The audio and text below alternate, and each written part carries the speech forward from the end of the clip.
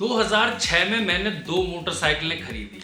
उनमें से जब मैंने खरीदी थी तो दोनों मोटरसाइकिलों में ये देखा था कि डिस्क आती है कि नहीं आती है, सेल्फ किस में मिल रहा है, इंजन कितने सीसी का है, वही बातें जो पेपर पे पढ़ी जा सकती थी। कंपनी भी उन्हें बहुत चिल्ला चिल्ला के बताती थी इसमें सेल्फ है, इसमें इतने सीसी का इंजन है। एक मोटरसाइकिल 5 साल में बिल्कुल ही बेकार हो गई। जो उसके इंजन की स्मूथनेस थी वो पूरी तरह से खराब हो गई। या तो उससे सर्विस कराते रहो तो थोड़ा स्मूथ चलती थी, उसके पार्ट्स गल गल के हटने लगे थे। वही दूसरी मोटरसाइकिल थी, वो आज 2023 तक चल रही है। और अगर आप ये कहो कि इंजन तो उसका भी बीत गया होगा, आई जी, इंजन तो बीत ही जाता है जब इतना चलती हैं मोटरसाइकिलें, लेकिन आज तक उसका ओरिजिनल साइलेंसर लगा हुआ है उस मोटरसाइकिल में। और दूसरी मोटरसाइकिल का साइलेंसर 3 साल में ही गल गया था। ये दोनों प्रोडक्ट्स डिफरेंट कंपनीज के दिए हुए थे। एक का साइलेंसर ऐसे पार्ट्स लगे हुए थे मोटरसाइकिल में, 3 साल में खत्म हो गया। दूसरी मोटरसाइकिल का साइलेंसर 17 सालों तक चलता रहा। आज भी लोग शॉपिंग करने जाते हैं 2 व्हीलर्स की तो ये देखते हैं कि यूएसबी किस में लगा है कि मैं फोन चार्ज कर लूं, डिजिटल मीटर किस में मिल रहे हैं। जो मेन क्वेश्चन था आपका व्हीकल खरीदने के वक्त कि इसमें से कौन सी कंपनी है जिसका ट्रैक रिकॉर्ड बहुत अच्छा रहा है कि इस व्हीकल का इंजन सालों साल तक चलेगा। बेसिक चीज थी इंजन। और ये आप समझ लो, कई बड़ी कंपनियां, एक कंपनी दूसरी कंपनी से बेहतर होती है। जो बड़ी कंपनी होती है वो अपनी इंटरनेशनल पेटेंटेड टेक्नोलॉजी लाती है जो इंजन को उनके लॉन्ग टर्म सर्विंग के लिए बनाते हैं। कौन नहीं चाहता टोयोटा को जो सम्मान मिलता है वो बाकी सबको मिले। बाकी कंपनियां कई तो आसपास भी नहीं फटकती हैं टोयोटा के। आपको वायरलेस चार्जिंग चाहिए थी कार में, इंजन के बारे में भी तो पूछ लेते किसका ट्रैक रिकॉर्ड रहा है। ऐसा ही होता है लैपटॉप बाइंग में। आरजीबी से लेके सारी बातें हो जाती हैं। जो चीज लैपटॉप को लैपटॉप बनाती है उसी के बारे में बात नहीं करते लोग। ज्यादातर लोग बेचारे फर्स्ट टाइम बायर्स होते हैं, उन्हें पता ही नहीं होता कि क्या देखें। जैसा लोग उन्हें बताते हैं कि इसमें जीपीयू अच्छा, सीपीयू अच्छा, खरीद डालो, वो बेचारे खरीद लेते हैं। दुख की बात ये है कि उन्होंने लैपटॉप खरीदा था, पीसी नहीं खरीदा था। गलती हो भी गई तो अब सुधार नहीं सकते। एक लिमिट तक ही कर सकते हो कि हार्ड डिस्क और एसएसडी चेंज कर ली, रैम बढ़ा ली, सीपीयू जीपीयू तो वही हो गया, बैटरी तो वही हो गई, स्क्रीन तो वही होगी। डेस्कटॉप लेते हो तो ये सारी चीजें आप बदल भी सकते हो। खैर ये डेस्कटॉप की मानता का वीडियो नहीं है। लैपटॉप लेने जा रहे हो तो ये कुछ बेसिक बातें जान लो आप खरीदने से पहले। बहुत ही बेसिक पॉइंट्स हैं उसी तरीके का कि व्हीकल खरीदने जा रहे थे तो यूएसबी और डिजिटल मीटर कौन सी स्कूटी में आ रहा है ये जानने के बजाय थोड़ा वो सवाल पूछ लेते हैं कि इंजन किसके अच्छे हो सकते हैं। तो उसी तरीके से बहुत ही बेसिक पॉइंट्स आज बात करेंगे हम। शुरुआत करता हूं मैं वीडियो की भाई घिसी पिटी बात से। जब भी लैपटॉप खरीदने जाओ तो पहली सलाह ये होती है, सलाह नहीं होती है, सवाल होता है कि इसका इंटेंडेड यूज क्या है। गेमिंग करोगे आप, कंटेंट क्रिएशन करोगे, या फिर लाइट ब्राउजिंग करोगे, मूवी शो भी देखोगे मतलब। अब ऑब्वियस सी बात है कि इस सवाल का भी अगर आप जवाब दे देते हो तो स्पेक्स डिसाइड हो जाएंगे। गेमिंग करोगे आप तो जीपीयू की तरफ ध्यान दिया जाएगा। अगर आप कहते हो मैं ऑफिस पर्पस के लिए यूज कर रहा हूँ, प्रेजेंटेशन वगैरह के लिए, तो फिर बैटरी पे ध्यान दिया जाएगा। अगली चीज है साइज और वेट लैपटॉप का। इसको भी सब नजरअंदाज कर रहे हैं। लोग कह रहे हैं जीपीयू सीपीयू बताओ, मुझे गेमिंग करनी है। ज्यादातर सिक्का गेमर्स का ही चलता है लैपटॉप बाइंग में भी। तो जो भी डिस्कशन इंटरनेट पे हो रहा है वो गेमर्स को मद्देनजर रखता है। तो फोन में भी जो है गेमिंग की बातें होती हैं कि 90 हर्ट्ज 120 हर्ट्ज है नहीं है फोन में, गेमिंग हो जाएगी नहीं हो जाएगी। बाकी लोग कह रहे हैं हम गेमिंग नहीं करते मोबाइल फोन में, हमें उस हिसाब से बताओ कि अच्छा फोन है कि नहीं है। लेकिन गेमर्स का सिक्का अब लैपटॉप बाइंग में भी चलती है तो ज्यादातर जीपीयू और सीपीयू की बात होती रहती है। लोग उसमें ये भूल जाते हैं कि लैपटॉप का साइज और वेट बहुत ज्यादा इंपॉर्टेंट होता है, बहुत ज्यादा इंपॉर्टेंट होता है। आप रोज ऑफिस ले जाते हो प्रेजेंटेशन देने के लिए, जितना हल्का हो सके लैपटॉप उतना अच्छा। और मैं दोबारा कहना चाहूंगा जितना हल्का हो सके उतना अच्छा। मुझे क्या लगता था, मैंने कहा कैसा भी लैपटॉप होगा, जो 60-70 हजार रुपए वाले लैपटॉप्स आते हैं वो भी ठीक ठाक हल्के होते हैं और मुझे कोई शिकायत नहीं है, मैंने घर पे भी यूज कर लूंगा और जहां भी ले जाना है वहां भी ले जाऊंगा। फिर मेरे पास एक बहुत ही थिन लैपटॉप आया, बहुत ही लाइट वेट, 12 इंच का उसका स्क्रीन थी, बहुत छोटा सा लैपटॉप था। और मैं सही बता रहा हूँ मेरी सोच बदल गई। जब लोग कहते हैं ना कि लैपटॉप इतना हल्का हो कि एक हाथ से उठ जाए, मैंने एक नई कैटेगरी बना दी है कि इतना हल्का हो कि उंगलियों से उठ जाए। जितना वजन एक कॉपी में होता है ना कि आप उंगलियों से उठा सकते हो, ऐसा लैपटॉप चाहिए। इतना हल्का लैपटॉप होगा तो मैं उसे अपने साथ हर जगह ले जाऊंगा। साइट पे जाना है, ऑफिस में जाना है, वापस घर पे आके काम करना है तो मैं उसे ले जाऊंगा। मैंने उनको भी त्याग दिया जो 60-70 वाले हल्के लैपटॉप भी आ रहे थे, गेमिंग शेमिंग करवाने वाले, बेसिक गेमिंग करवाने वाले, क्योंकि वो भी भारी लगते थे। मुझे सोचना पड़ता है, मीटिंग है, कई लोग जो है ऑफिस का वर्क करते हैं या फिर कहीं मीटिंग के लिए बिजनेस के लिए जाते हैं, 4 बार फोन पे पूछेंगे क्या लैपटॉप लेके आऊं, क्या लैपटॉप लेके आऊं।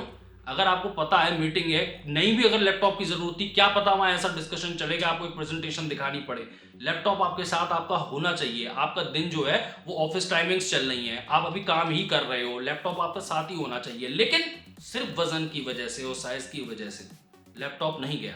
उसका इंटेंटेड यूज लैपटॉप का काम करवाना था, वो उसमें फेल हो गया अपने साइज और वेट की वजह से। कई लोगों के लिए ये समझ पाना बहुत मुश्किल होता है कि आपको ज्यादा पैसे इस लैपटॉप के हल्का और छोटा होने के लिए देने हैं। लोग ये तो समझ जाते हैं कि मुझे ज्यादा पैसे बड़े जीपीयू, बड़े सीपीयू, बड़ी स्क्रीन के लिए देने हैं, ये बहुत अच्छी तरह समझ में आता है। वहीं आप एक ऐसे बंदे हो, आप कहते हो कि मैं ज्यादा बस पोर्टेबिलिटी चाहिए थी थोड़ी बहुत, मैं कहीं नहीं ले जाता ऑफिस, तो आप कोई भी लैपटॉप लो, फिर तो आप भारी से भारी लैपटॉप भी लो। आपका तो बस ये था कि मैं स्क्रीन बंद करूं, चाहे मुझे 2 हाथों में भी उठा के ले आना पड़े, वैसे लैपटॉप एक हाथ में आ जाता भारी से भारी भी, तो मैं इसे कहीं भी पहुंचा दूं।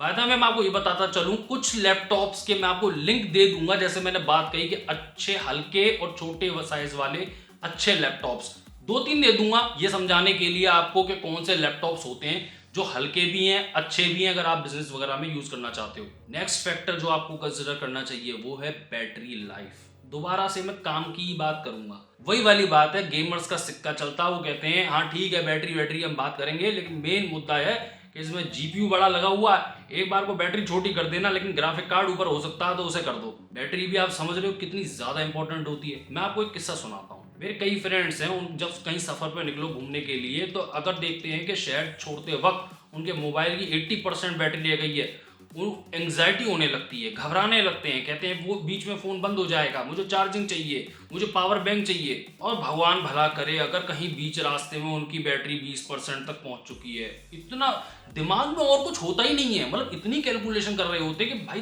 तू जरा 2 मिनट फ़ोन दे दे, मेरी बस 20% बची हुई है। मैंने कहा इसके अलावा कुछ सोच नहीं पा रहे हो क्या, मतलब पहाड़ है तो घूमने आए हो, पहाड़ देखो, यही कैलकुलेशन चल रही है। उनका जीना मरना बैटरी की वजह से ही पूरा खराब हो चुका है। तो जब बैटरी की इतनी ज़्यादा ज़रूरत थी, तो जब फ़ोन लिया था क्यों नहीं कंसिडर किया कि बैटरी मुझे ज़्यादा चाहिए।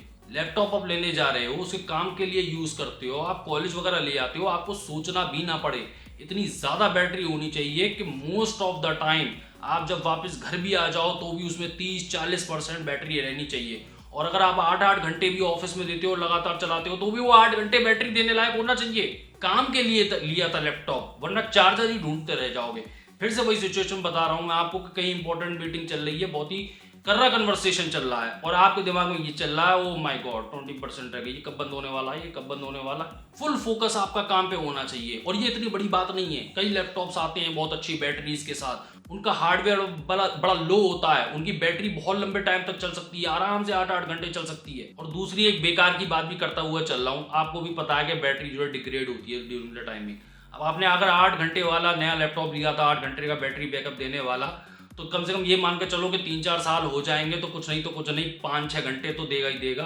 वहीं आपने लिया ही था लैपटॉप जिसका जो कह ही रहा था कि भाई 3 घंटे का बैकअप भी मिलेगा।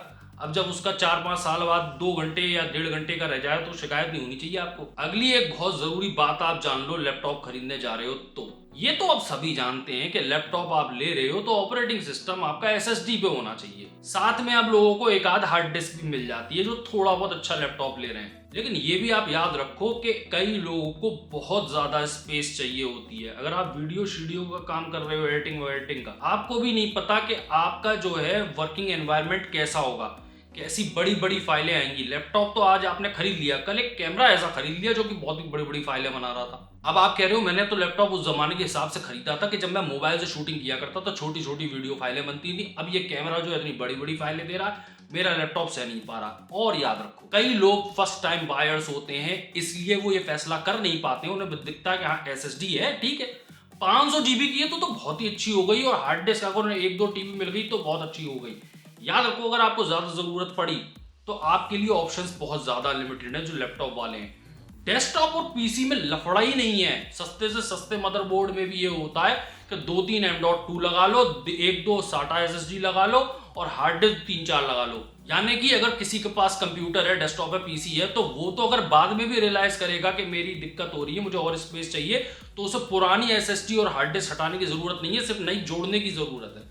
लैपटॉप पे ऐसा नहीं होता। आपको बहुत सोच समझ के फैसला करके चलना है कि मुझे कितनी चाहिए इसमें जगह। और मैं आपको अपने पर्सनल यूज या यहाँ पे कितने सारे कंप्यूटर रखे हुए हैं उनके यूज के हिसाब से बता दूं, एक टीबी कुछ भी नहीं है।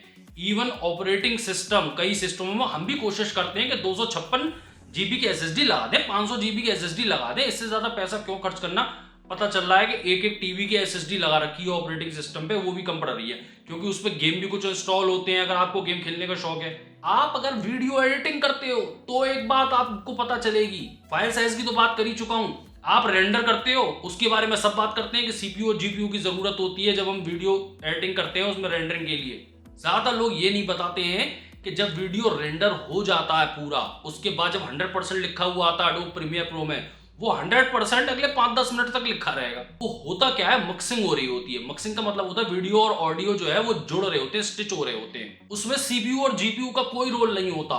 उसमें तो सब कुछ डिपेंड करता है कि हार्ड डिस्क पे है वीडियो के एसएसडी पे है। एसएसडी पे होगा तो बहुत तेजी के साथ हो जाएगा, हार्ड डिस्क पे होगा तो वही 150 Mbps की मैक्सिमम स्पीड पे ही तो कर पाएगी हार्ड डिस्क। अब आप वीडियो एडिटिंग करने निकले थे और आपको ये बात पता चली, एसएसडी पे आपकी जगह थी नहीं क्योंकि आपने सस्ता लैपटॉप लिया था। आप तो सोच भी नहीं रहे हो कि मैं वीडियो एडिटिंग इस एसएसडी से करूंगा, ये ऑपरेटिंग सिस्टम और गेम ही चला रही है, यही बहुत है, मैं वीडियो फाइल्स रखूंगा, मैं तो हार्ड डिस्क पे रखूंगा लैपटॉप की। कई लोग कहेंगे कि भाई ये जो ऑप्शन है हार्ड डिस्क वगैरह बढ़ाने का, तो वो हम लैपटॉप में जो है पोर्टेबल शोर्टेबल लगा लेंगे। देखो, एक होता है बिल्ट इन हार्डवेयर, आप लगा तो बहुत कुछ सकते हो लेकिन वो मजा नहीं आता। एक तो आप लैपटॉप लेके आए थे, अब उसे आपने टेबल पे सजा के रखा हुआ, उसमें हार्ड डिस्क लगी रहती है, तो डेस्कटॉप ही ले लेते जब परमानेंटली वहां पे लगाना था। दूसरा, आप कह रहे हो कि मैं एडिटिंग शेडिंग जो है वो इससे एक्सटर्नल हार्ड डिस्क से कर लूंगा, करने को करते हैं कई लोग, किसी ने जरा सी हिला दी तो आपका वो प्रोजेक्ट क्रैश होने लगेगा। और दूसरा, हमेशा याद रखो कि एडिटिंग करने जा रहे हैं तो ये एक्सटर्नल हार्ड डिस्क लगानी है, तब जाके एडिटिंग शुरू होगी। बाय द वे, कुछ वीडियो एडिटिंग से या गेमिंग से रिलेटेड लैपटॉप्स के भी मैं लिंक्स आपको नीचे दे दूंगा। जो भी मैं बातें कर रहा हूँ उससे रिलेटेड जो भी एग्जांपल्स हैं लैपटॉप के, आप एक बार डिस्क्रिप्शन जरूर चेक करना। अगली चीज जो अब कई बातों में खोने लगी है वो है लैपटॉप की स्क्रीन। वही वाली बात, जीपीयू सीपीयू ताकतवर मिल रहा है नहीं मिल रहा है, गेम चलेगा नहीं चलेगा, ज्यादातर जो कन्वर्सेशन इसी पर रह जाते हैं। कई लोग वो भी तो होते हैं जिन्हें ज्यादातर मूवीज ही देखनी है, वो मीडिया कंजम्पशन के लिए ले रहे हैं। वो चाहते हैं कि मेरा मेन पैसा अगर लगे तो वो स्क्रीन में लगे, जितनी बड़ी हो सके स्क्रीन बड़ी हो जाए और मुझे ज्यादा पैसे ना देने पड़े। उनको एक अपने कमरे के लिए टीवी चाहिए था बेसिकली। जैसे बेड पे पड़े पड़े वो मोबाइल से करते रहते हैं, ऐसी बेड पे पड़े पड़े वो लैपटॉप पे मूवी देखना चाहते हैं, उनकी बस यही इच्छा थी। दूसरी तरफ कई लोग होते हैं जो वीडियो एडिटर हैं, थोड़ा सा तो स्क्रीन आपको अच्छी चाहिए होगी। अगर आप प्रॉपरली वीडियो एडिटिंग की सोच रहे हो तो देखो, बहुत अच्छा सोच रहे हो तो डेस्कटॉप ही चाहिए होगा, झूठ नहीं बोलूंगा। लेकिन आप कह रहे हो मैं डेस्कटॉप ले नहीं सकता, कंफ्यूजन बहुत ज्यादा है, मैं वीडियो एडिटिंग भी करना चाहता हूँ, मैं लैपटॉप से ही करना चाहता हूँ, तो थोड़ा सा आप अपने मॉनिटर का जो स्क्रीन है ना, जो ये आपके लैपटॉप के साथ आई है स्क्रीन, उसके बारे में थोड़ा पढ़ लो और देख लो कितनी क्लियर है, क्या क्या इसके ऑप्शंस हैं। एक बार को रेजोल्यूशंस कम हो चल जाएगा, लेकिन अगर आप एडिटर उस लेवल के बनना चाहते हो कि कलर करेक्शन करोगे आप, तो फिर तो आपकी बहुत खास स्क्रीन होनी चाहिए और आपका जो है इस पर ध्यान भी होना चाहिए। और आप याद रखो, ज्यादातर जो डिवाइसेस ली जाती हैं कंजम्पशन के लिए ली जाती हैं। कंजम्पशन आप करोगे कैसे लैपटॉप से?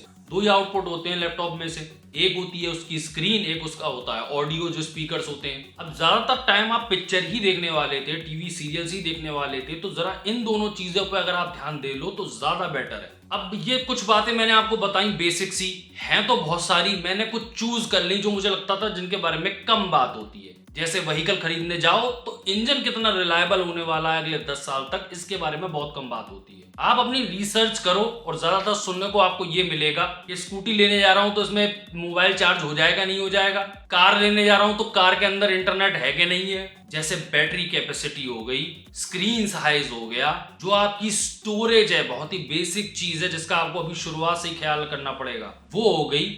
और अंत में एक बहुत ही इंपॉर्टेंट बात बोलना चाहूंगा, जो पॉइंट्स मुझे बोलने थे वो मैंने बोल दिए। कुछ ब्रांड्स दूसरे ब्रांड से अच्छे होते हैं, अपनी रिसर्च कर लो आप। YouTube वीडियोस तो सारे ब्रांड्स के लैपटॉप्स के बनेंगे, आप अपनी रिसर्च कर लो और सुनिश्चित करो। अब देखो, कोई तो वजह होगी ना कि होंडा एक्टिवा अकेला इतना ज्यादा बिकता है कि उसके नीचे आने वाले 6 स्कूटर इकट्ठे होके इतने नहीं बिकते। दूसरी कंपनियां भी तो चाहती हैं कि जो सफलता होंडा एक्टिवा को मिली है तो वो हमें भी मिल जाए। इसकी वजह क्या है? जापानी बहुत तेज है भैया, जापानी बहुत तेज है। तो ये मैंने वीडियो बनाया था जो आपके भेजे में कुछ इंपॉर्टेंट बातें डाल दें, जिससे कि आप जब लैपटॉप खरीदने जा रहे हो तो इसको एक बार कंसिडर कर लो, क्योंकि बात तो फिर वही होगी कि जीपीयू कितना बड़ा है कि सीपीयू कितना बड़ा है। वीडियो अच्छा लगा तो लाइक करें, चैनल पर या सब्सक्राइब करें। मैं हूं आइडिया, आपको जिंदगी में चलता हूं वीडियो।